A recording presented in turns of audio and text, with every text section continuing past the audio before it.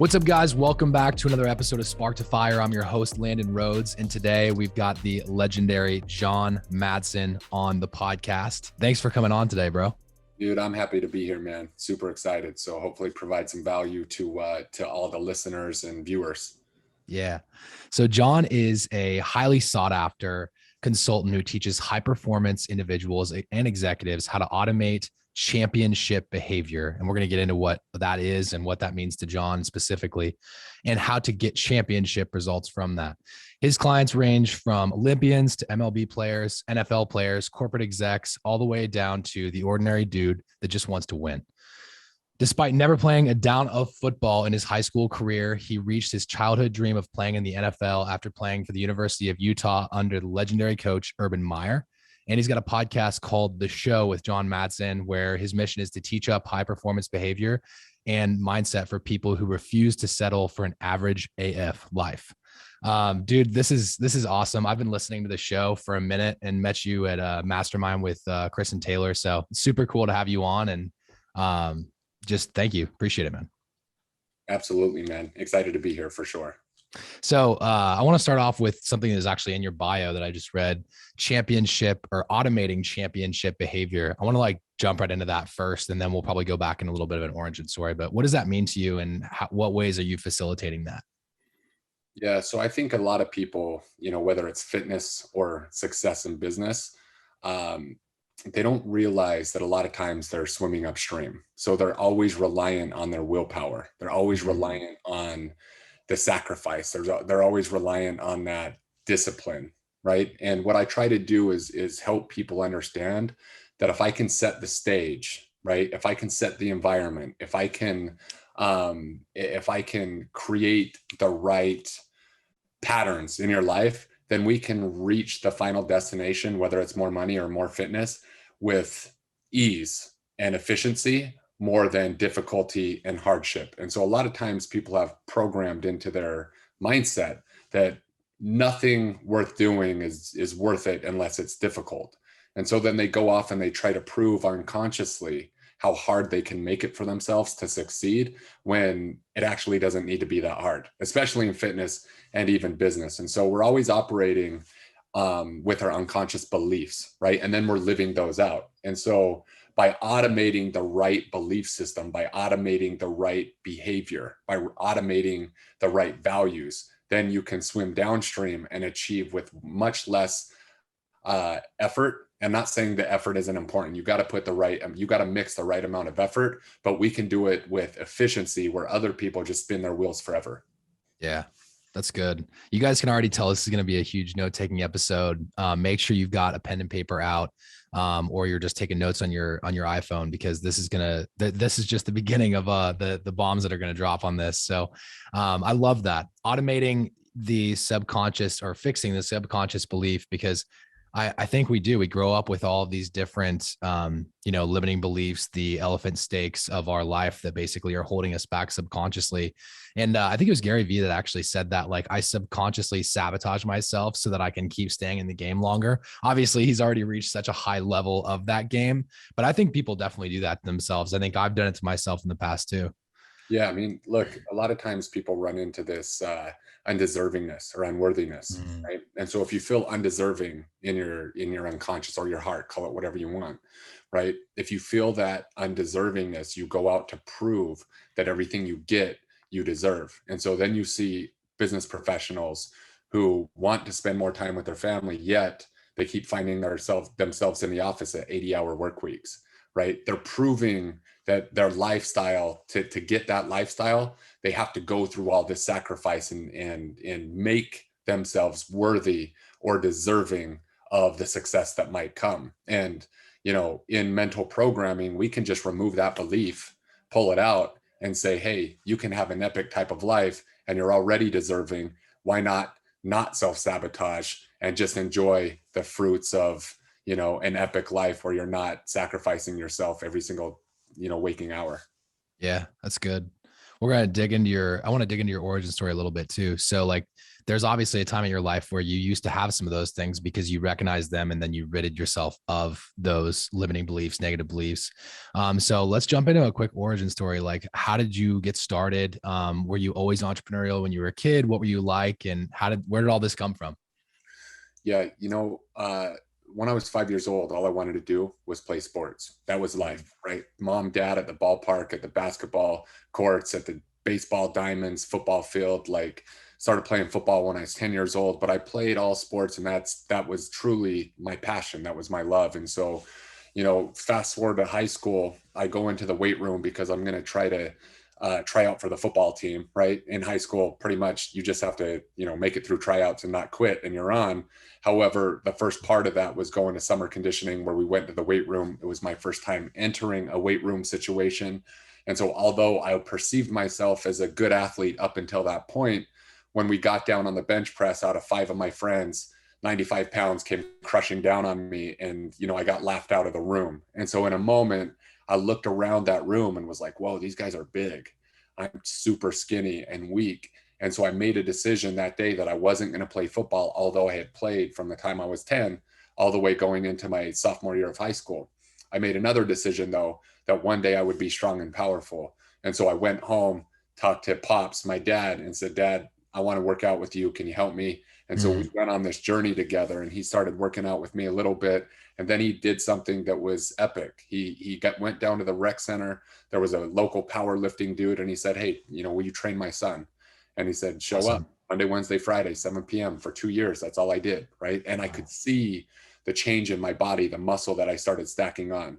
I went from being able to dunk a basketball to like really dunking a basketball. But more importantly than any of the physicality was the confidence that grew within. And so I realized, I fell in love with this idea that I could change my body, and I could change my athleticism, and I could change my confidence through this type of work. And so it's no coincidence that now I'm in the fitness industry, because I fell in love with it when I was 16.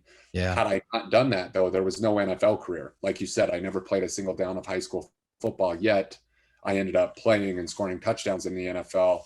And it all was because I made that decision that I wanted to be strong. I wanted to be powerful. I wanted to work on my body, and that elicited this athleticism that then took me to the highest level. Yeah. Talk about that. Talk about the next steps of getting to the highest level. Yeah. So standing at high school graduation, I was a basketball, baseball player, zero scholarship offers. I was the oldest kid in the family. So getting into a college was like somewhat new, right? We didn't really know the right steps. My parents didn't, they weren't college graduates. They were high school sweethearts, and I have, the most supportive parents in the world.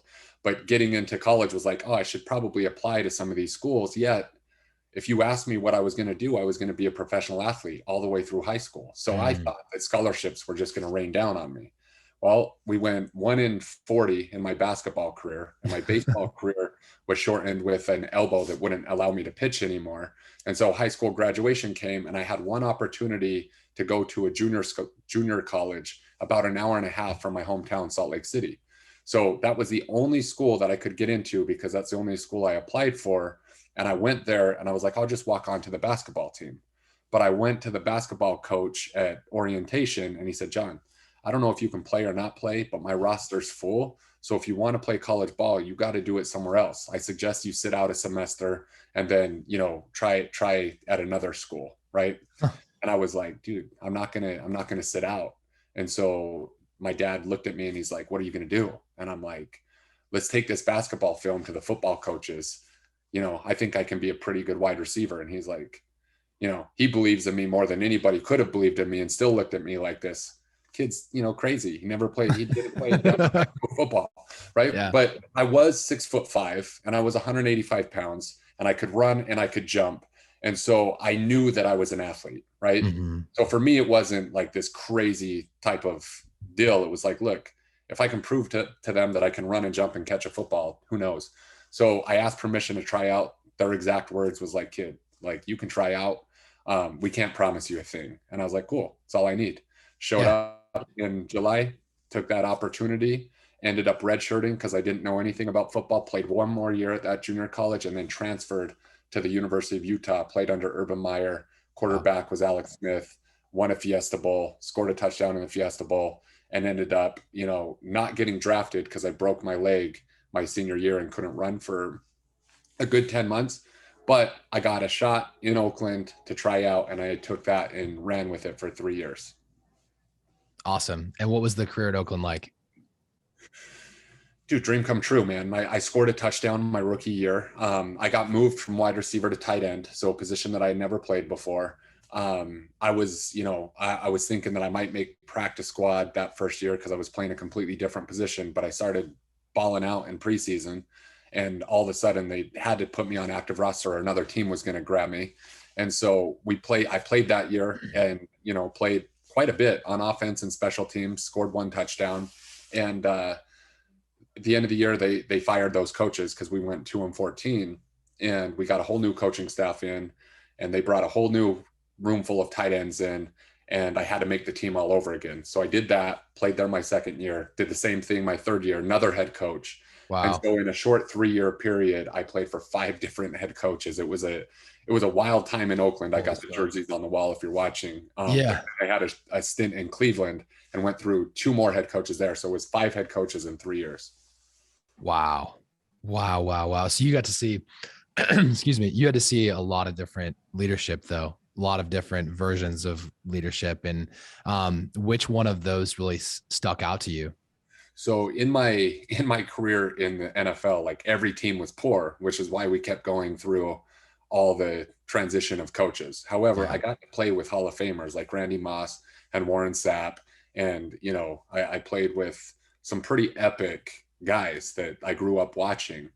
However, I realized that if the leadership was not set from the top, from the coaching staff, then it didn't matter what the talent looked like. Because in the NFL, and I take this parallel to business now, where it's like talent and ability is at the top level, it's very even, right? Like there's the outliers that are just so talented that they might be the 0.01 percenters in the NFL, like Randy Moss, which is just like, dude could, get off a plane and just ball out, right? Yeah. However, the rest of us was like, it's equal, right? We were all there. We all rose up to that occasion. What separated the Hall of Famers from the second stringers?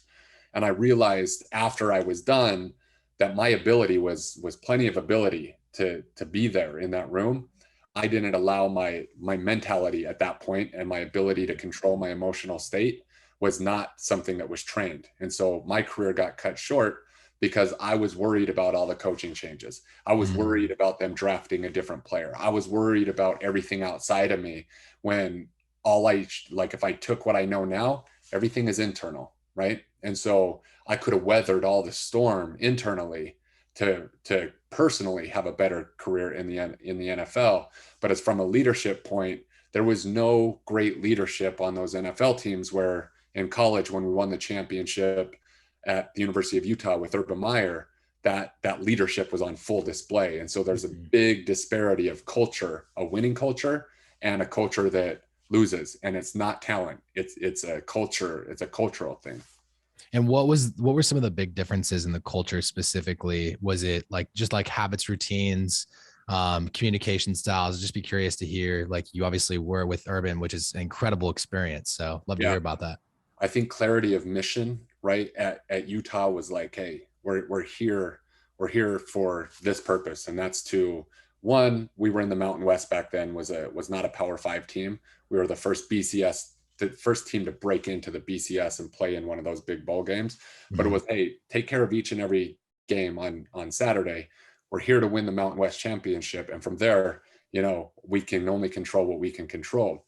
But that belief from Urban that we saw in him, that was translated, like he believed that we could beat anybody, right?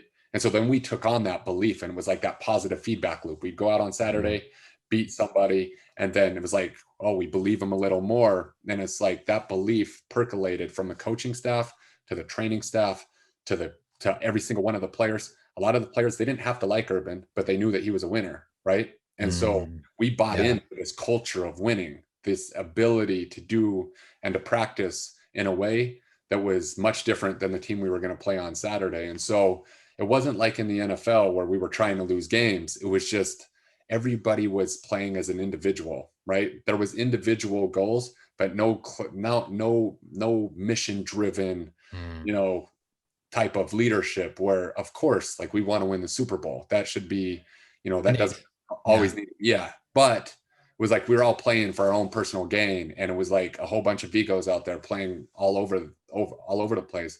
Whereas the culture that holds great teams always have great leadership. And so we came out of this, this whole decade of the Patriots or Tom Brady, or 2 decades of that Belichick culture and Tom Brady and that winningness, Mm. where any team to me that wins a Super Bowl, it has that winning culture. And what do you think?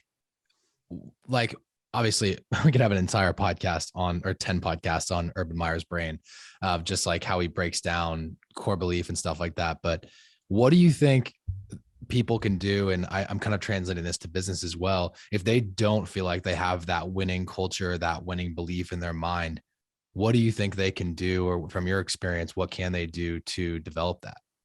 Yeah, I mean, I take this into my business all the time. And so I think the best way for me to answer this question is, in order for my, like, Superhuman, my company, right, where we transform individuals, our, like, in order for my organization, which is now about 18 people, and we work in different states, right, we're virtual. And Mm. so, we're not together in the same room all the time.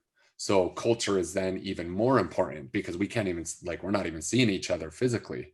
Mhm. And so in order for our team to succeed, right, we have to agree on the core values and the mission.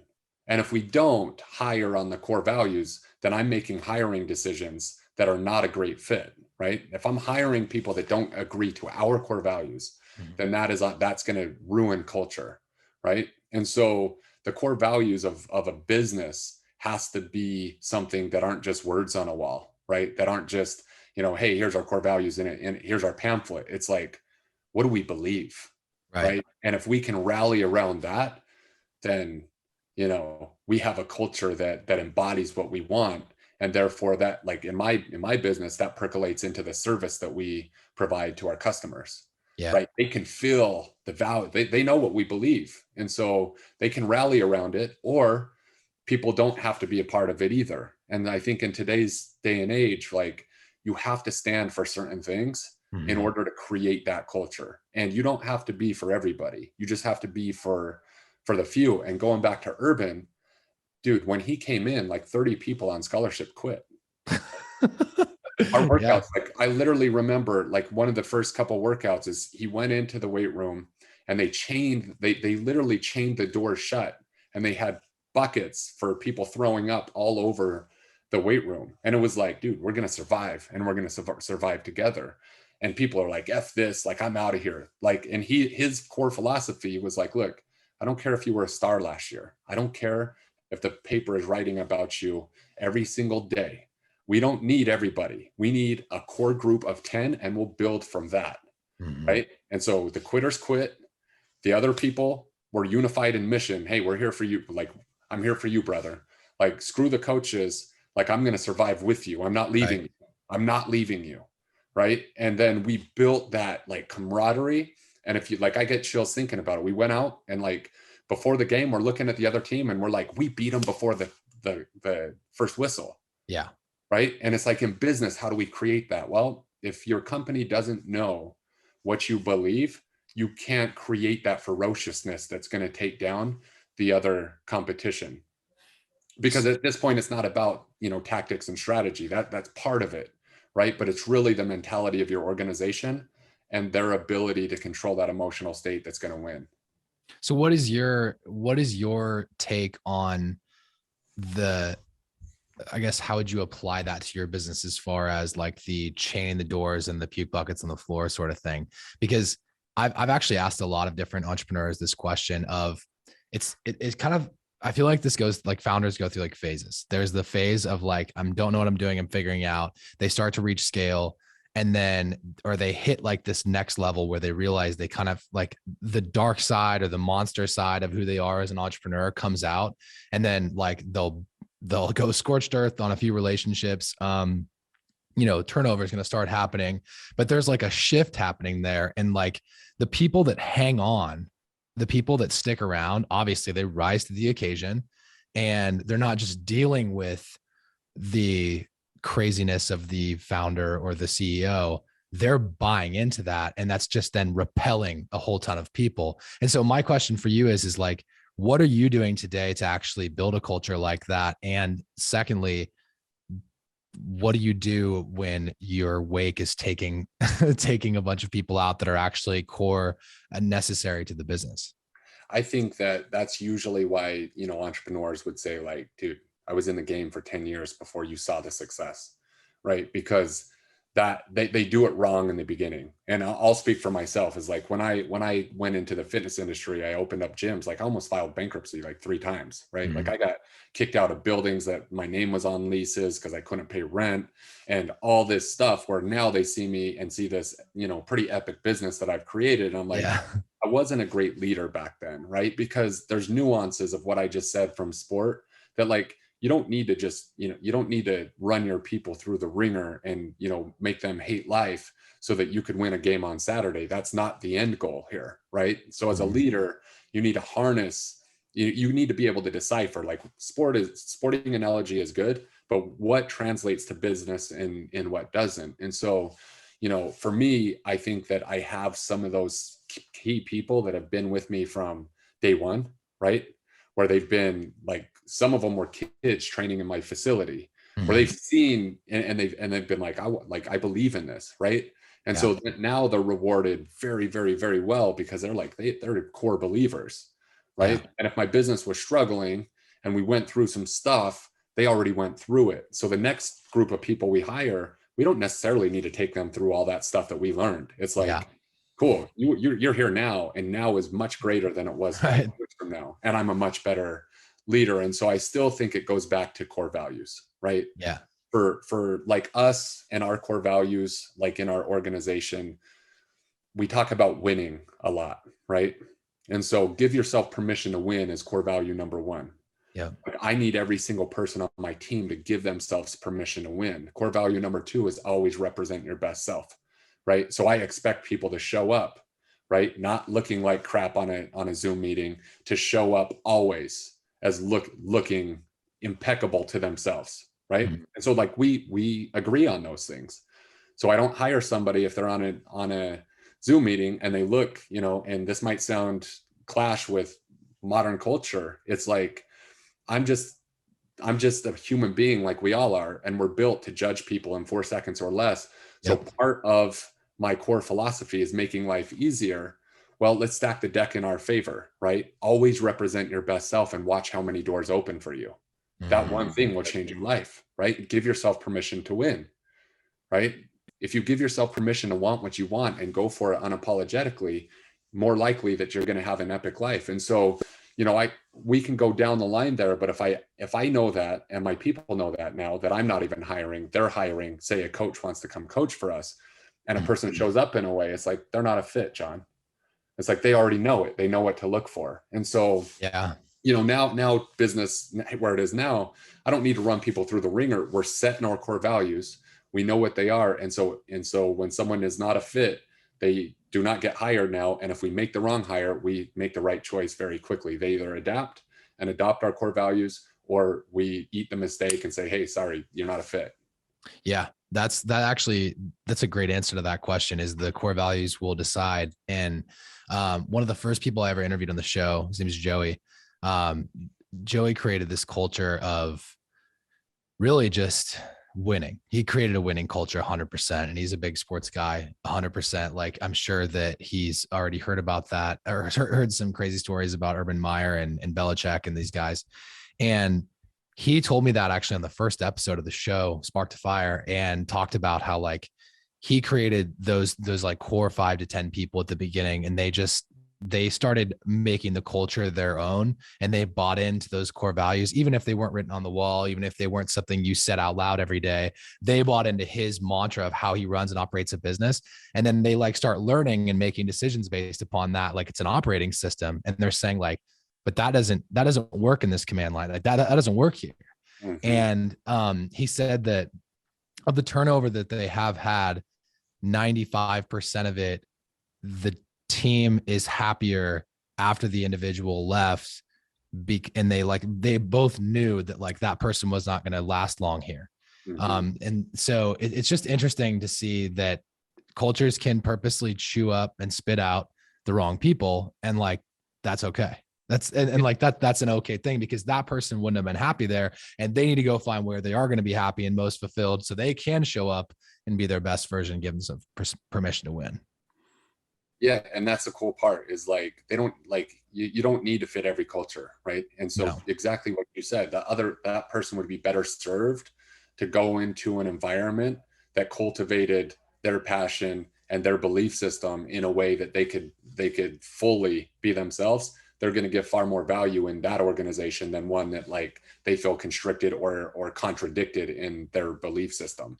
If someone doesn't like winning or Right. is competitive, like they can't be a part of Superhuman. They can't. There's no place for them because everything we talk about is winning and competing. So Yeah, I love that.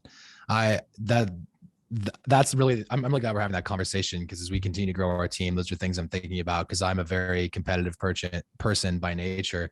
And there's been times I think in the past where I've like caught myself trying to almost tone that part of my personality down a little bit, in mhm. order to kind of fit a narrative that I was making up in my mind. But I think watching you on social honestly has made me want to step into that further. I would say I feel like you've given me a lot of permission, as somebody I look up to as a successful business owner, to like just go ahead and be a little bit more polarizing and really attract the core people that I want to be working with every single day.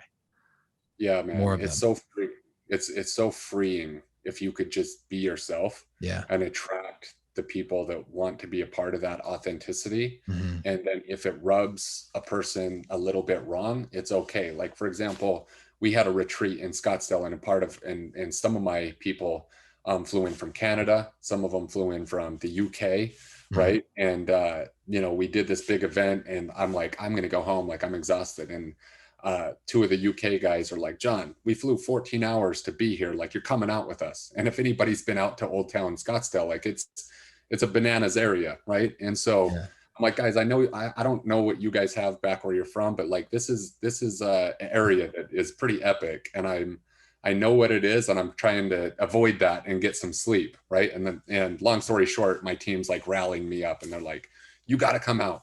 So I go down. I'm like, okay, cool. I'll go out for a little bit, right?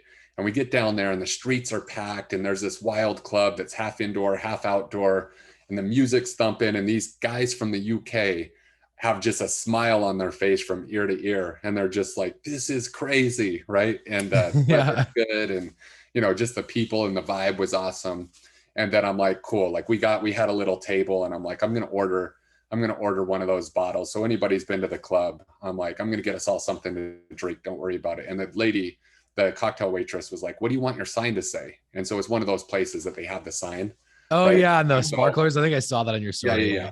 And Yeah. so I was like, let me think. And I'm like, just write winning. She's like, what'd you say? I'm like, winning. And so like we have my whole team there. I love it. And then all of a sudden this pretty expensive bottle of tequila comes rolling out. And there's Yep. girls, the cocktail waitresses are now on the dude's shoulders, and they're bouncing them up and down, and there's sparklers going off everywhere. And in the middle of the club, there's this sign that's going up and down, and it just says winning, I love right? it. Yeah. Like that might not make a certain person feel a certain way, right? Right. They might like winning is like a tone, right? It's a vibe. And Lifestyle. so if people don't like that, then it doesn't mean that you're a bad person. It just means if within Superhuman, you'd be better fit to be in a different company that might not be so, hyper driven in that area. I love that.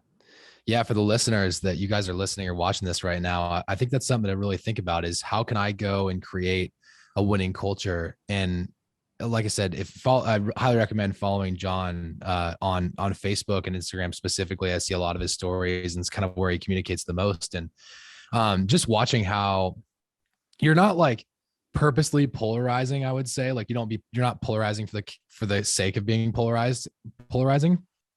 You're more or less just like who you are, and that is going to attract the right people and repel the wrong ones. And I think we can all learn something from that for sure.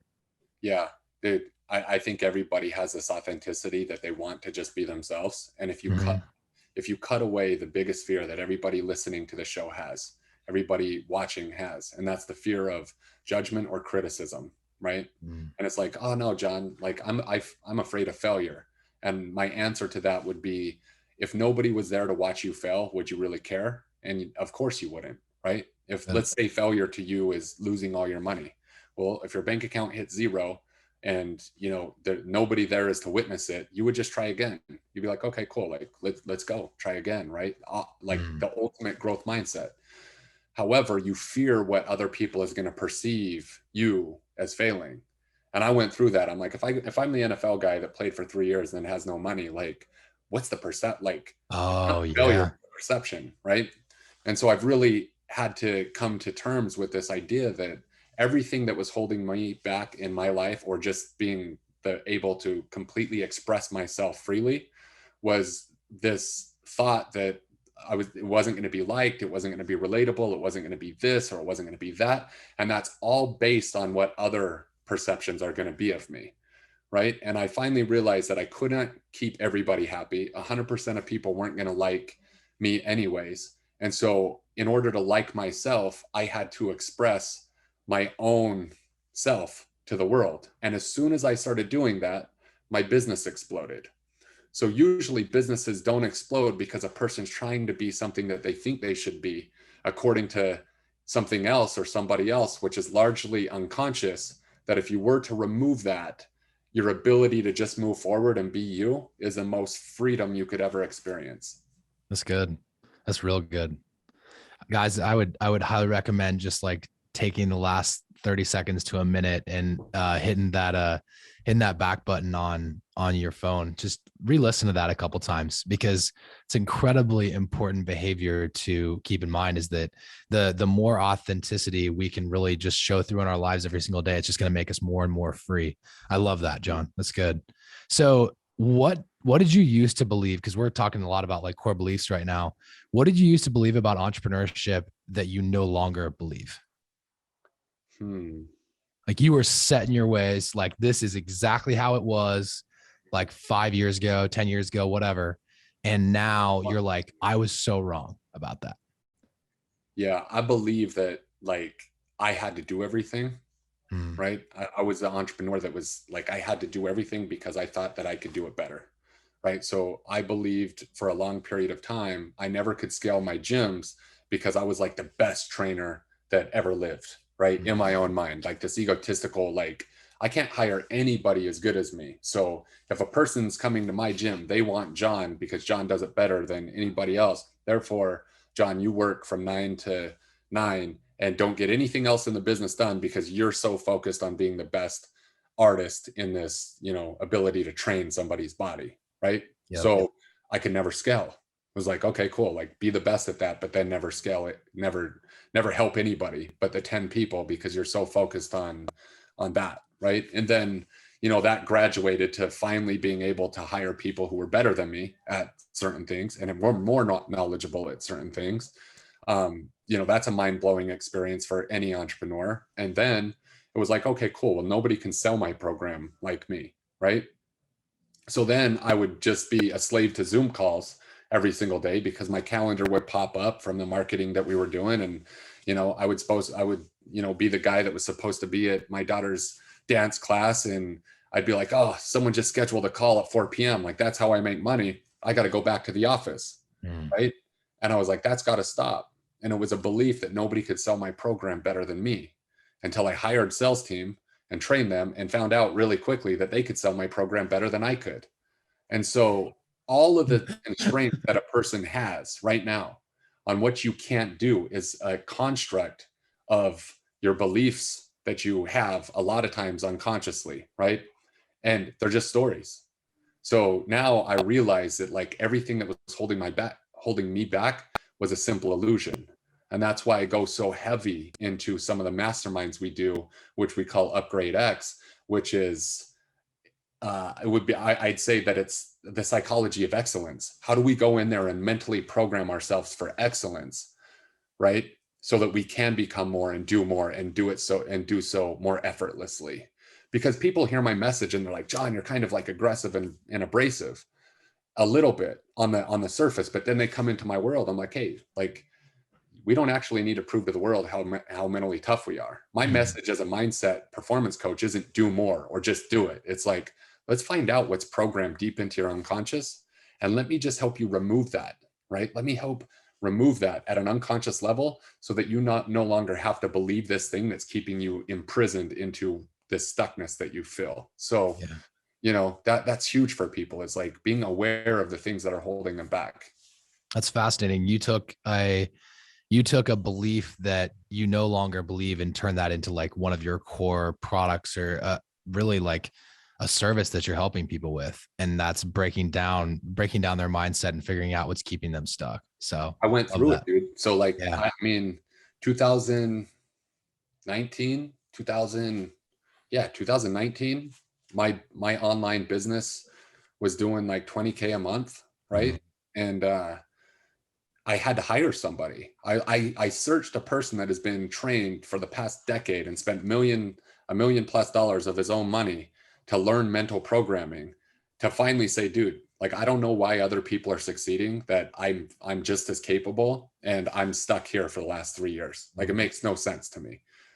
I finally took that awareness, and it's like, it's something inside of me that's keeping me stuck. And I wrote him a big check, and he went to work on the unconscious parts of me that I didn't even know was holding me back. And within a 12-month period, we 12x our business and are on this hockey stick. And people's like, whoa, John, like, from episode 75, like, I heard a shift in you. I'm like, yeah, like, I literally ripped all the limitations out of me in an instant, and then could just, you know, feel free to be authentic. And like I Love told that. you, change my business. But there was all those little belief systems in there that we had to remove. That's good. That's real good. I'm gonna have to go back and listen to like 73 through 75 and then 75 on and see what that sounds like. Cause I've listened to a lot of the newer stuff. So Yeah, I don't know if it's exactly 75, but I'm telling you, right in that around that 50 to area. 75 range, it's like all of a sudden shift, show is a different show. Mm-hmm. That's good. That's super good. Uh, what, uh, what do you think about Web3? What do you think It's that's going interesting, to do for your business? dude. It's an interesting, like, I want to resist it, right? Like, I want to be one of those people, like, I'm afraid of it in a way because I freaking love my life so much. Like, I'm the guy who loves the universe.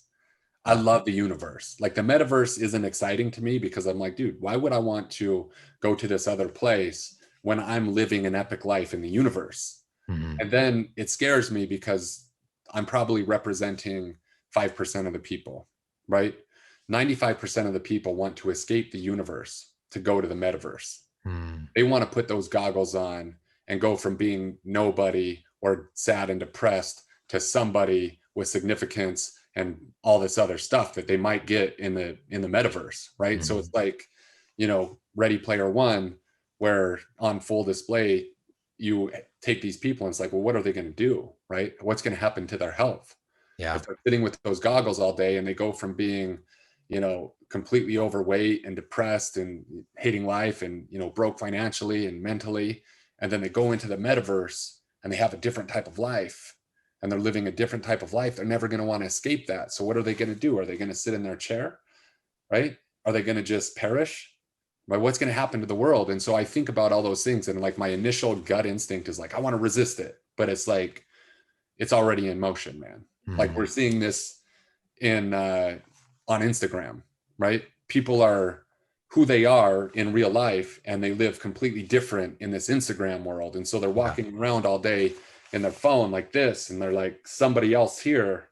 But then when somebody sees them in person, there's a disconnect. So it's Yeah. like, in a way, the metaverse is already here, and it's only a matter of time before Web.3 completely takes over, Mm-hmm. right? And so, you know, I'm just here to try to make the world a better place any way that I can.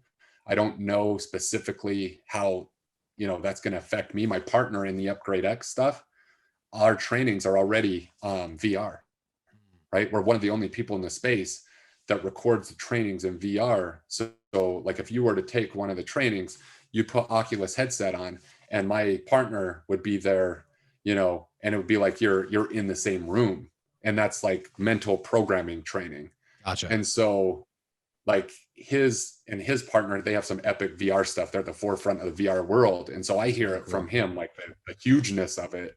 And I'm sitting back here going like, this stuff is pretty bananas. And I don't know which way it's going to go. All I know is like, I got to control what I can control. And that's me. And, hopefully there'll be some cool stuff in the metaverse, but I am one of those guys that love the universe. Yeah. What's your take on like the smart contract side or the NFT side? Are you guys starting to apply any of that to your business today? So if you were to ask me what an NFT was like 8 months ago, it probably would have like been an article. And I'm like, what is that? A non-fungible token? Like, what is that?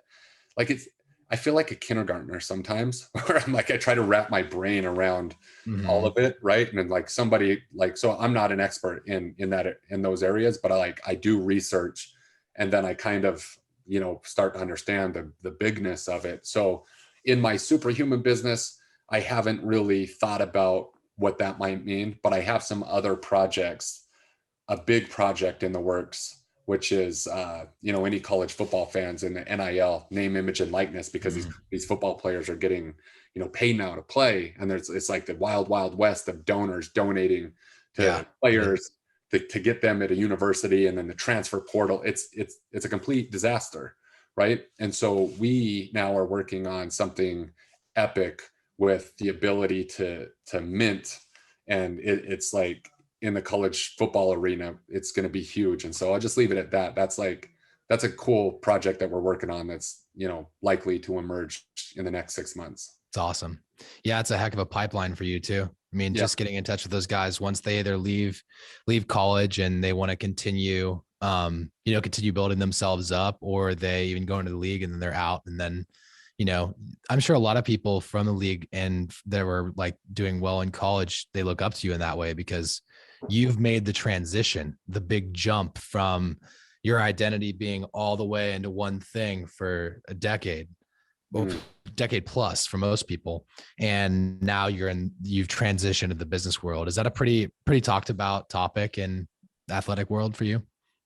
People struggle, man. Like I got a lot of friends that struggle, and I struggled for a long time too. It's like, what got me there, like that football identity had to die, right? It had to run its course.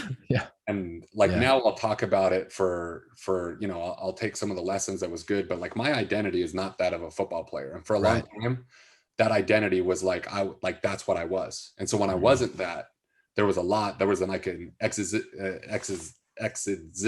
don't even know how to say that word. A crisis. Existential? Is that the word? Yeah. A crisis that I was going through. Like, who am I? Right. Without this label. And now my identity is so much more than that. And it's like, it's not tied to what I do. It's like who I am, that I had to learn that. And that again gives you a lot of freedom, where a lot of these former athletes, they're so tied to what they did or the Super Bowl that they won or whatever. And it's like, unless you're Tom Brady or one of the rare or Michael Jordan, it's like largely nobody cares anymore. It's like, what can you do for me now? Right. And so it's hard for people to let the old identity go and to create a new one. It's good. It's real good. So what books on identity would you recommend people read? What are the ones that are like so good that you've read them twice? Yeah. So I think probably the best one is Psycho-Cybernetics, self-image psychology, right? Like that's, if you're going to start, like that's probably the identity book, and identity being that self-image. But I think a lot of people miss the fact that the self-image that you have today, right now, is a self-image that you just have to leave alone. See, like what he was trying to say in that book was not that you need to fix all the blemishes that is your self-image today. It's the idea that you get to create a brand new face, right? You get to create a whole new, I shouldn't say, I say face in his terminology because he was a cosmetic surgeon, right? So like he went to blank canvas and got to create brand new. We get to do that with our identity or self-image.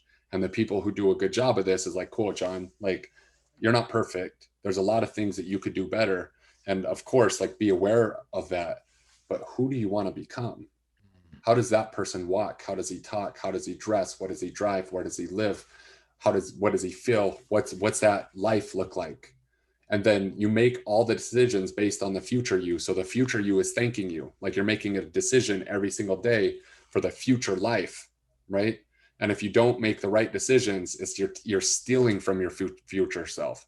But if you don't know who that future self is, or what that life is, or what that looks like, feels like, smells like, everything, then you're just floating around. And so that's where like people read the book and it's like, oh, I read that. I'm like, yeah, but did you read it? Did you read it though? Yeah. That's what I was actually curious for you. Did you like how many times did it take until it clicked for you? Dude, I read it probably 3 times. And then I literally, went, you might've been in the room where, yeah. Matt Fury. Yeah. Yeah. It's like, dude, that clicked. And when I sat in the room and he was saying it, I was like, dude. And then I had conversations multiple times with him. And I'm like, that finally, like, like the sound that it like clicks and solidifies. You're like, sometimes you need a mentor. You need Mr. Miyagi, right? I could see, I don't know. I never said this to you earlier, but I could see serious gears turning because you were sitting at the table right next to me at Elite. And I was like, dude, like something is blowing up inside of John's brain right now. Cause you were locked in with this, but it was just, and you were just like riding voraciously. And I was like, man, like this is really clicking for him. There's something that's happening. And that was actually my early exposure to Matt Fury and psychocybernetics. So I went on to read the book. Dude, one of the most impactful things from that was his inner circle or his small circle theory. That I think about that probably like a minimum once a month, sometimes like once a week of your small circle is your circle of competency. And like, if you can master the small things, kind of like an atomic habits type mindset where you just expand that circle just 1% out and you're like, oh, this is like the new territory that we can roam around into. I'm capable of not only finishing my workout, but I'm now capable of eating my macros for a day. Well, what if I did that for a day and a half, not even 2 days, but a day and a half? Yeah. I think there's so much good from Matt Fury and from that book. So Psycho-Cybernetics is the title, guys. Highly recommend you check that out. I'll get another one too. So like chop wood, carry water, phenomenal. Right? I've heard of that, but I've never actually seen the cover. So okay. This you could read in 3 days, but it's like just what you said. It's this idea of, of course you have a goal, but it's like people focus a lot on the goal, right? And when they really should be falling in love with the process. Mm-hmm. And so getting 1% better and focusing on that day after day, week after week, month after month, year after year, you look back 5 years ago and you're like, whoa, now I'm an expert, right? And what keeps people stuck sometimes in my business fitness is if they're at a place where the end result seems so far, it's like that gap terrifies them from moving, or one workout doesn't seem like a big deal because it's like, oh, if I miss it, it's like I'm still completely out of shape. I'll just do it again on Monday, right? Where it's like, no, it's a compounded over time stuff that you do where you look back and you're like, man, I ascended greatly. And so that's just a phenomenal reminder too. That's good. Yeah. That's an interesting, like you've heard the terminology or the phrase, there's ditches on both sides. That's interesting to hear the other side of the ditch of like, I don't relate to that at all, 'cause I've always been on the other side, but like the side of, well, I'll just do it again later. I'm like that way more with diet than I am with programming and workouts. But like, yeah, it doesn't matter. I'm not there. I'm not where I want to be right now anyway. So I'll just push it off. And that's a tough spot to be in. I felt that only because like writing a book. I got a book that I literally have it. It's like written somewhere in my head, right? Mm-hmm. But like thinking about a finished product to me is like there's a gap between like it feels so far off. So for instance, I could write on my to-do list, write chapter 1 or write for 30 minutes every single day, yet it gets pushed from 3 to 11 because it's not really important, because it's like, I'll just like, nothing's really getting done right now anyways, so I'll do it in the future. And so like I had to check myself on this, because when I coach fitness, that never applied to me. I never felt that. It's like, people, I saw people getting stuck and I'm like, well, you just don't want it bad enough.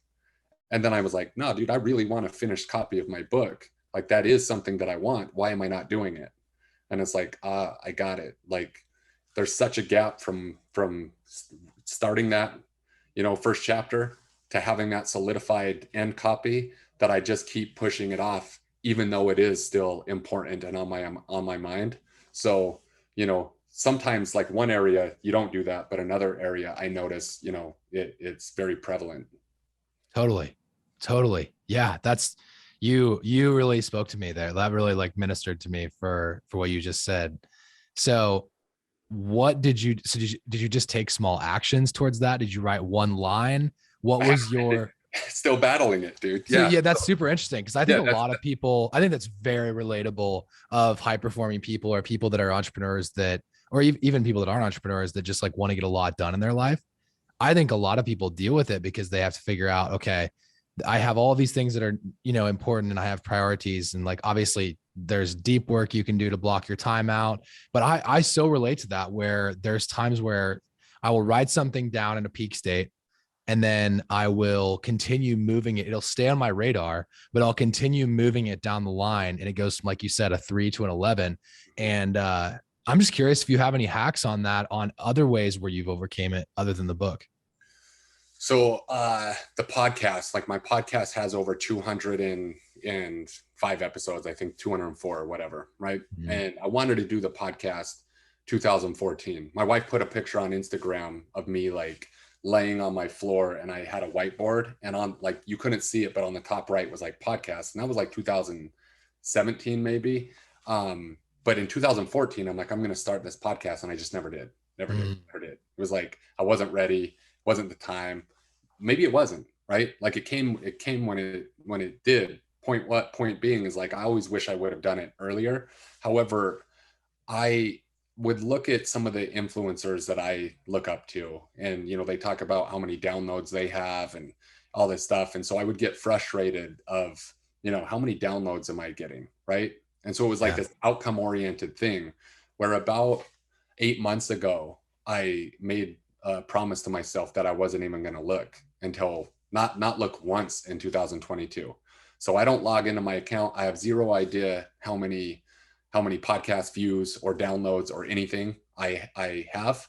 I just go to work. I just rip an episode once a week and I just keep putting it out. I was walking around Scottsdale the other day and someone came up to me and was like, I didn't even recognize who you were. I listened to your podcast and this one, and they recite the last episode to me. And I'm like, I know it's kind of hitting this point where, if I'm walking around in a crowd and a complete stranger is like, I listen to your stuff, that means that like it's outside my little circle of, 10 people. But I promise you, everyone listening to this show, when I started episode 1, I saw how many people downloaded it. It was like 10. Episode 2, it's like dropped to 6. They didn't like the first. They're like, I didn't like it. Yeah, they dropped down. Episode 3, it's like 4. This guy sucks. Like, who does, like, my 10 haters wanted to see how bad I suck, right? I'm like, we're not even gonna give him the benefit of the doubt for episode 2. That's funny. Dude, I had a really interesting like opposite reaction on episode 1. So like I mentioned Joey Hausman was my hands down one of the most listened to podcasts, and it got like thousands of hits like on the first one. And then like the consecutive ones kept getting worse and worse and worse. And I was like, man, what am I doing wrong? Like this was such a hit before. And it's, obviously it's because it's brand new and people want to just see what you're all about. And it was something that our agency helped other people with. So I just wanted to hear my take, but yeah, and it's continuing to grow. But I actually did the exact same thing where I stopped looking at it for like 6 months. And I had one of my producers look into it the other day, and they're like, yeah, it's up like massively. And I'm like, perfect. Don't want to know anything else. I'm just going to go chop wood, carry water, just like keep at it. So that's exactly what I'm doing right now. I'm actually in that exact phase where I'm just book guests, have a great time, learn something, help them out, get them content, move forward, Dude, I'm like that. That's like my theme of 2022. So it's like, how do I do that on my business? Just keep showing up. Just keep keep showing up, keep in every area. And so, like I truly believe in that message. Like one eye on the target, you got to know where you're going. You got to have a North Star, but then the day to day is like the process. And as long as you have the right process, you're going to get there. And so, sometimes it's that kind of yin and yang of like letting go of control and having control. So, that for any listener and reader, or I mean, viewer, definitely take that message and try to apply it at certain areas, whether it's your fitness, whether it's your business, whether it's your relationship, right? Like, what can you do to fall in love with the process and just kind of relinquish control of the result, knowing that it will come if you keep pushing your competency out 1% over and over and over again. Yeah, it's good. It's good. The leading indicators, right? Focusing on the leading indicators is it's a phenomenal way of focusing on that. And because we get looked at the, oh, what are the impressions, what are the likes, what are the downloads, whatever. And none of that is actually going to be affected by what you do today. It's always, it's always a boomerang effect of 90, 180 days from now. It's when it starts to hit. So dude, we've covered so much good material. I feel like we definitely need to do this again. And cause I have like so many questions I haven't even asked you yet, but I want to just like give you a chance to kind of like leave, is there anything that you wish I would have asked you today, or anything you wanted to talk about that you didn't, any parting pieces of advice, anything like that? Dude, not at all, man. Not at all. I mean, I think that, you did a phenomenal job interviewing me, and I'm just appreciative to Thanks. be on your show and hopefully provide value. And if people want to know more about me, John Madsen Official on Instagram is a good place. You'll see me splash my podcast. If you want to search iTunes, type in John Madsen the show, and it should pop up. And yeah, man, good. I would tell people to focus on what they want, believe in it, and go for it, man. I just want to see people win. It's good. Permission to win, guys. You've all got permission to win from John and I. Guys, that's going to wrap it up for another episode of Spark to Fire. Thank you so much, John, for coming on again. Appreciate it, bro. And guys, John and I's shows only grow through people finding us on iTunes, on Apple Podcasts, and leaving us a rating and a review. So if you check out John's show, which I would absolutely encourage anybody who's like a hard charging, young go-getter, or even old, whatever age you are, anybody that's just out there trying to make something more of themselves, check out his show. It's absolutely helped me. It's total ass kicker when you're at the gym sometimes too, which I love. So make sure you check that out. It's The Show with John Madsen, and leave a review for Spark to Fire too. Give us a screenshot, tag us both in an Instagram story. That's how this stuff gets found. The organic content is how it scales. So thank you for your time and attention, and keep striking.